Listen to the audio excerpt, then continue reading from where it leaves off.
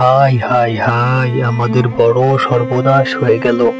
আমাদের লাউ গাছ থেকে সব লাউ কে যেন চুরি করে নিয়ে গেল।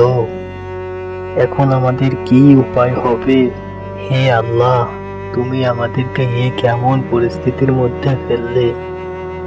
বউ, এখন আমরা কি করব? এই দেখো, তুমি এত ভেঙে পড়ো না। তোমার মনটা একটু শক্ত করো। ভালো কোনো কিছু করতে গেলে নানা বাধার সম্মুখীন হতে হবে, এটাই তো স্বাভাবিক, তাই না? তবে একটা কথা মনে রাখবে, রিজিক দেওয়া নেওয়ার মালিক আল্লাহ।